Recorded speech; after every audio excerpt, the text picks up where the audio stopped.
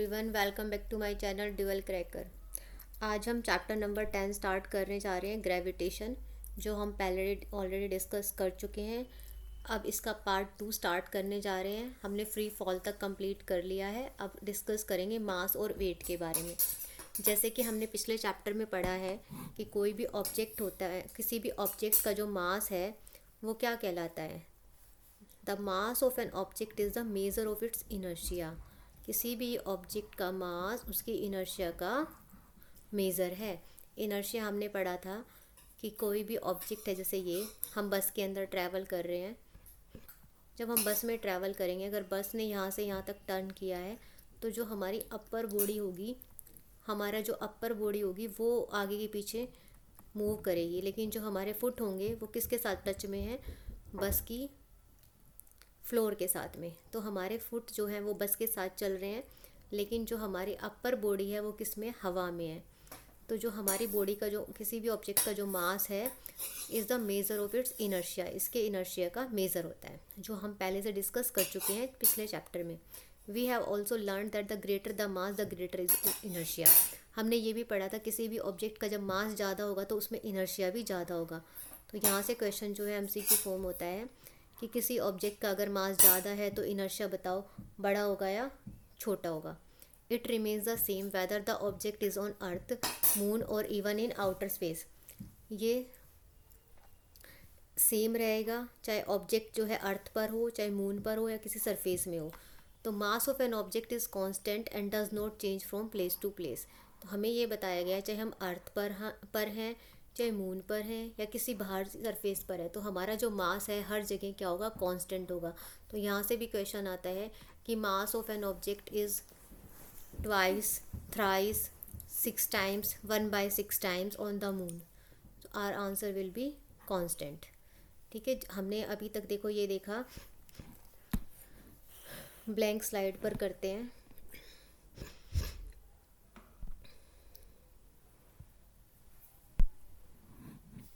हमने देखा कि मास जो है always remain same at any place या प्लैनेट। चाहे हम कहीं भी चले जाएं, हमारा मास क्या होगा, ऑलवेज सेम होगा, वो कभी भी चेंज नहीं करेगा।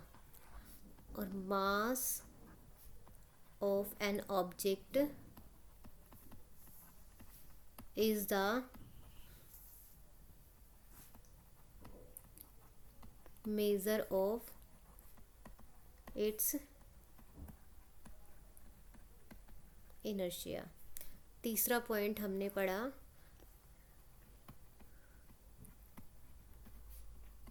ग्रेटर द मास ग्रेटर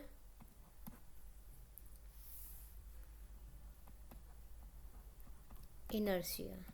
ठीक है, ये हमने पढ़ा है कि जितना मास ज़्यादा होगा उतना ही इनर्शिया भी ज़्यादा होगा। ठीक है, अब नेक्स्ट, ये हम इसके बारे में पढ़ चुके हैं। सेम का मतलब कांस्टेंट। अगर किसी ऑब्जेक्ट का मास अभी 5 kg है तो चाहे वो मून पर चली जाए, मून पर भी उसका मास कितना होगा, 5 kg ही होगा। ठीक है, अब चलते हैं, अब वेट फाइंड आउट करेंगे।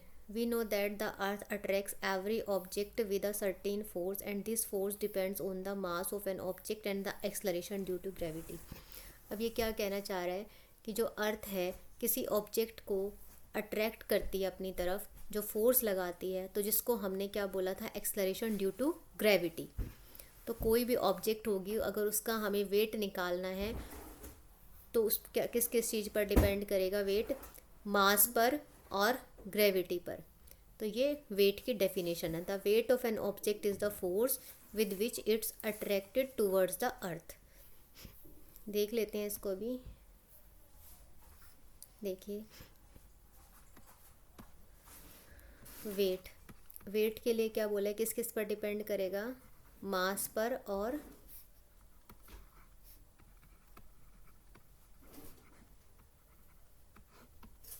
मास, और दूसरा है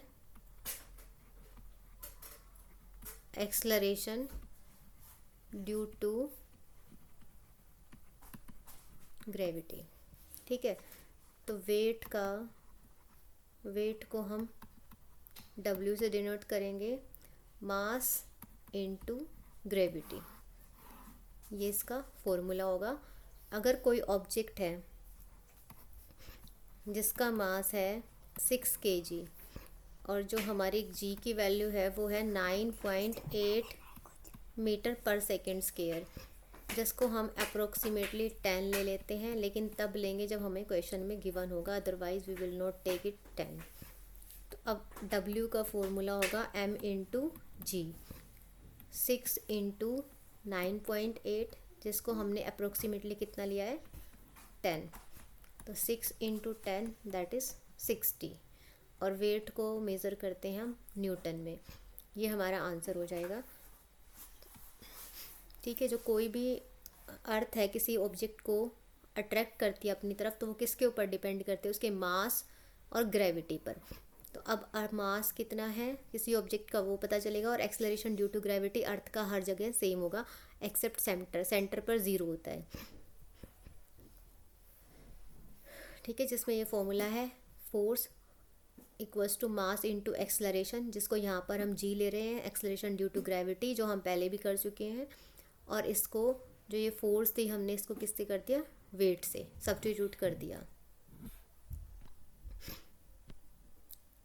और इसकी SI यूनिट जो है वेट की वो सेम होती है फोर्स की, दैट इज़ न्यूटन, ये भी हमने पढ़ लिया है। Weight is a force acting vertically, it has both magnitude and direction. अब ये कहना चाह रहा है कि वर्टिकली जो वेट होता है वो वर्टिकली होता है।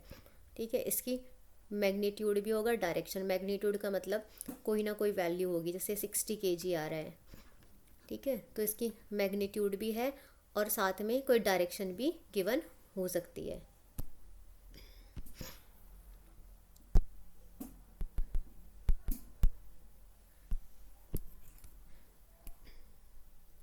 तो इसकी कोई ना कोई इसकी डायरेक्शन भी गिवन होगी।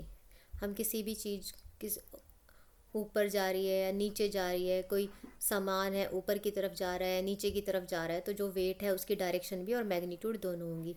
तो यहाँ से भी हमारा क्वेश्चन बनेगा। ठीक है, वर्टिकली डाउनवर्ड्स होता है, ये भी ध्यान रखना। Weight of a force acting vertically downwards, यहाँ पे पूछा जाएगा अपवर्ड या डाउनवर्ड, तो ये भी हमारा जो है इम्पोर्टेंट क्वेश्चन है। यहाँ से भी एक second,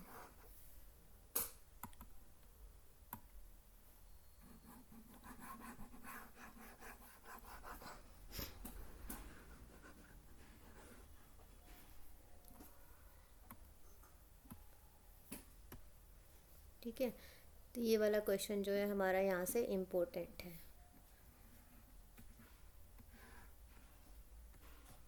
first question, we have learn the value of g is constant at given place. जो ये है हम पहले जो है पढ़ चुके हैं, वैल्यू ऑफ जी की कांस्टेंट होगी जो उस पर गिवन होगी। जैसे कि कोई ऑब्जेक्ट है, अब ये मैंने उससे बताया था आपको, मास और इसका W क्या होगा, वेट होगा। Due to the reason that a given place we can use the weight of an object as a measure of its मास।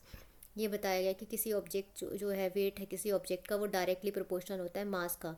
इसका मतलब ये होगा अगर कोई ऑब्जेक्ट 5 किलो की है तो उसका वज़न जो होगा 10 किलो होगा। अगर उसका मास हम बढ़ा देते हैं 7 किलो कर देते हैं तो उसका वेट कितना होगा, 70 होगा। तो यही बताया गया कि अगर मास बढ़ेगा किसी का तो उसका वेट भी बढ़ेगा उस ऑब्जेक्ट का। It is due to this reason at a given place we can use the weight of an object. इसलिए हम यूज़ कर सकते हैं, वेट क्या है, ऑब्जेक्ट है, as a measure of its mass, इसके मास का measure. Mass of an object remains the same everywhere. अभी हमने यहाँ से पढ़ा था किसी भी ऑब्जेक्ट का जो मास है वो क्या रहेगा, सेम रहेगा, चाहे अर्थ पे चले जाएं चाहे प्लैनेट से। लेकिन whereas weight depend on its location, weight हमेशा सेम नहीं रहता, वो डिपेंड करता है कि हम कहाँ खड़े हैं। मास हमेशा सेम होगा, चाहे हम सेंटर की तरफ चले जाएं, कहीं भी चले जाएं, मास ऑलवेज सेम, लेकिन जो वेट होगा वो क्या करेगा, वो डिपेंड करेगा, वेरी करेगा। मास हमेशा कहीं रहेगा, जाएंगे वहाँ पर हमेशा सेम रहेगा। अगर 5 kg की कोई वस्तु है तो वो 5 kg ही रहेगी, लेकिन वेट में डिफ़र कर सकती है एक्सेलरेशन ड्यू टू ग्रेविटी के ऊपर डिपेंड करके। अगर सेंटर पर है तो उसका जो वेट है वो ज़ीरो हो जाएगा, लेकिन मास हमेशा सेम रहेगा। जैसे wait of an object on the moon, हम किसी ऑब्जेक्ट का जो वेट मेज़र करते हैं मून पर, we have learn the weight of an object on the earth is the force with which the earth attracts the object. ठीक है, हमने ये पढ़ा कि किसी का वेट मेज़र करते हैं तो m इंटू जी क्या था, एक्सलरेशन ड्यू टू ग्रेविटी, जो अर्थ का ग्रेविटेशनल फोर्स था उसके ऊपर डिपेंड कर रहा है। इसी तरह किसी भी ऑब्जेक्ट को अगर हम मून पर लेके जाएंगे तो उसमें कहाँ करेगा, जो मून का जो अट्रैक्शन फोर्स है वो उसके ऊपर डिपेंड करेगा weight equals to m into gravity of moon, और ये gravity of earth. The mass of moon is less than that of the earth, जो मास है मून का वो किससे कम है, अर्थ के मास से कम है। Due to this the moon exert less force, इसी वजह से मून की जो ग्रेविटेशनल फोर्स है वो भी क्या है, कम है एज़ कम्पेयर टू अर्थ। तो जो वेट जो है मून पर भी क्या होगा, कम होगा एज़ कम्पेयर टू अर्थ। क्यों, क्योंकि उसका ग्रेविटेशनल फोर्स क्या है, कम है। क्योंकि हमने जो क्या किया है, अगर कोई ऑब्जेक्ट 5 है तो हमने उसको किससे मल्टीप्लाई किया, 10 से, या 9.8 से, तो 50 हो गया। लेकिन जब वो ऑब्जेक्ट मून पर जाएगी तो वो होगी 10/6 टाइम्स ऑफ अर्थ। अभी देखते हैं, मास जो है मून का ये ले लिया, रेडियस ये रही है, यूनिवर्सल लॉ ऑफ ग्रेविटेशन से हमने जो है वैल्यू पुट कर दी यहाँ पर। तो यहाँ पे हमने किसी ऑब्जेक्ट का वेट ले लिया और जो मास ले लिया अर्थ का, और रेडियस देखो ये है। अर्थ का जो मास है वो कितना होता है, 5.98 इंटू 10⁻24, और ये इसका रेडियस है। मून का 22 है, देखो यहाँ पे 7 है चाहे, लेकिन वैल्यू देखो, और यहाँ पर ये ले लिया। अब इसके बाद में वैल्यू को पुट कर दिया, तो वैल्यू को पुट करने के बाद जो हमारा आया वो आया 1/6। ये हमें नोट करनी है, हमें वैल्यू कैलकुलेट नहीं करनी। हमें देखना है कि अगर किसी ऑब्जेक्ट का यहाँ पर वेट कितना है, 60 kg है, तो मून पर कितना होगा, 1/6। तो हम किससे मल्टीप्लाई कर देंगे, 1/6 से। 6 1 जा 6, 6 10 जा 60। ठीक है, तो कितना हो गया, ये 10 हो गया। ठीक है, 1/6 आना था यहाँ पर। पहले 50 करते, 5 10 जा 50, और फिर 1/6। तो ये इसको सॉल्व कर लोगे तो ये भी हमारा यही सेम आंसर आएगा, चाहे 10/6 लिख लो या 50 इंटू 1/6 लिख लो। जैसे क्वेश्चन करते हैं, किसी ऑब्जेक्ट का मास है 10 kg, उसका वेट बताना है अर्थ पर, मास इंटू 98 न्यूटन। ठीक है, मल्टीप्लाई कर दिया डायरेक्ट। किसी ऑब्जेक्ट का वेट इतना दिया हुआ है on the surface of earth, what would be its weight when the measured on the surface of the moon. Moon पर क्या होगा अगर किसी का वेट दिया हुआ है, तो सब हमें क्या करना है, किसी का वेट निकालने के लिए क्या करना है, 1/6 और ऑन द अर्थ, तो 1/6 इंटू 10, तो कितना हो जाएगा, 10/6 न्यूटन। अब क्वेश्चन जो है हमारा यहाँ से ये बनेगा कि किसी ऑब्जेक्ट का अगर वेट 70 न्यूटन है अर्थ पर, तो मून पर फाइंड आउट करके बताना है। तो कितना होगा, 70 इंटू 1/6, क्योंकि मून पर ग्रेविटेशनल फोर्स 1/6 होता है अर्थ का।